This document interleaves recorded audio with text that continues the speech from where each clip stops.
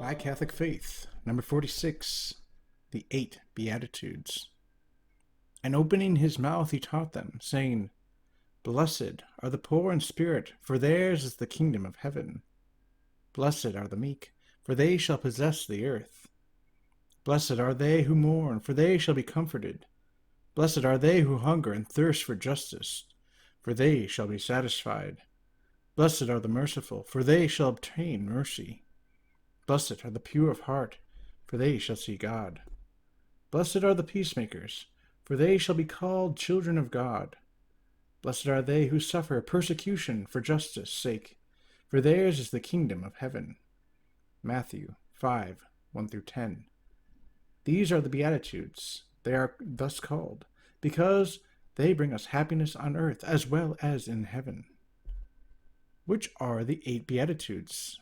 The 8 Beatitudes are, number 1, Blessed are the poor in spirit, for theirs is the kingdom of heaven. A.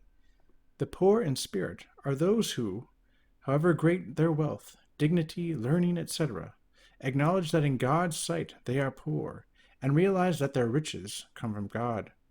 They are detached in heart and mind from worldly possessions for love of God. Even in this life they are at peace, a foretaste of heaven. Thus, a rich man may in fact be poor in spirit, if he is not attached to his wealth, but spends it freely for good causes, and is willing to be parted from it at God's will.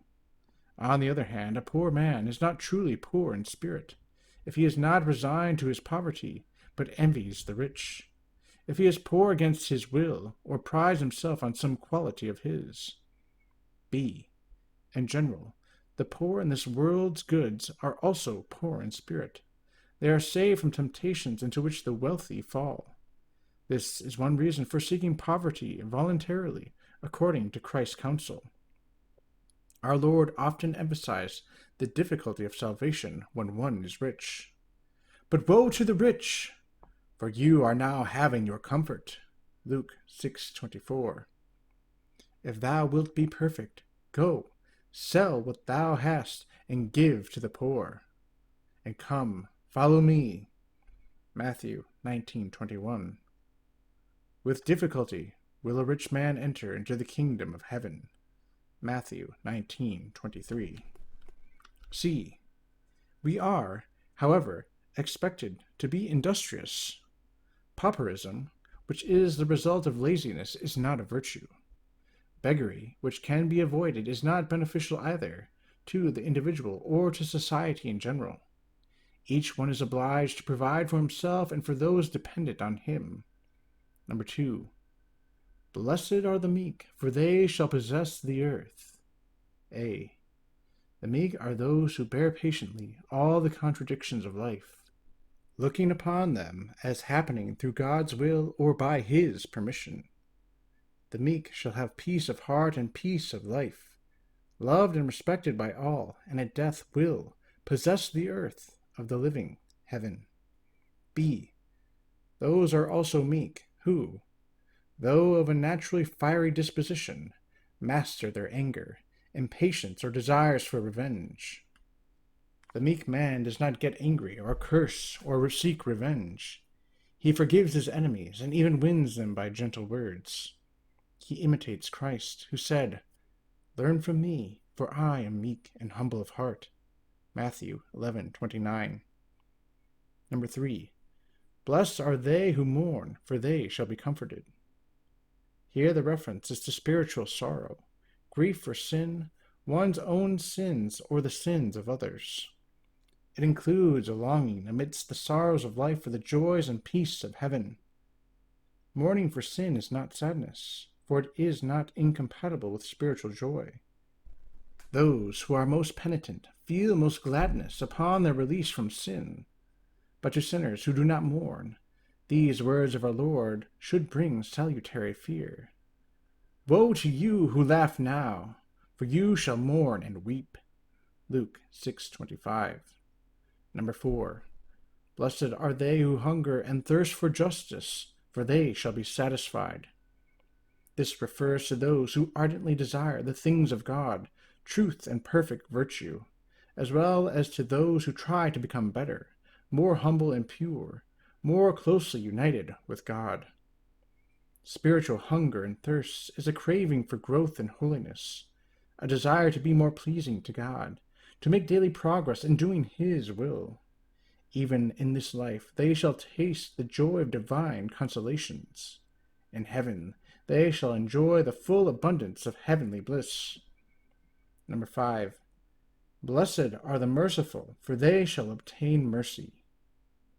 The merciful are those who practice the works of mercy, corporal or spiritual, who help others not from human or natural motives simply, but from supernatural ones, from faith, from love of God. To such people, Christ at the day of judgment will say, "Come, blessed of my Father, take possession of the kingdom prepared for you and from the foundation of the world. For I was hungry, and you gave me to eat. I was thirsty, and you gave me to drink. I was a stranger, and you took me in." Matthew 25:34-35. Number 6. Blessed are the pure of heart, for they shall see God. Only those who are not in habitual sin are clean of heart and possess virtue. They will be rewarded with the vision of God in heaven, and even on earth by the great light given them. There are several degrees of purity of heart. To the first degree belong those who are free from mortal sin. To the second belong those who are free from deliberate venial sin and all affection for sin. To the third degree belong those who are free from the least ill-regulated affection. To the fourth belong those who are free from almost imperceptible stains that delay a soul's entrance into God's home. And to the last degree belong those Christians of such purity of life and thought, of such perfection of zeal and intention, that they habitually live for God alone, that they are perfectly united with Him, so that when they close their eyes in death, they will fly straight into the heart of God. Number 7. Blessed are the peacemakers, for they shall be called children of God. Men who love peace and preserve it in themselves and among others are beloved by God. We should also try to reconcile those who are not on good terms with each other. This is a superior degree of the second beatitude. Number 8. Blessed are they who suffer persecution for justice's sake, for theirs is the kingdom of heaven.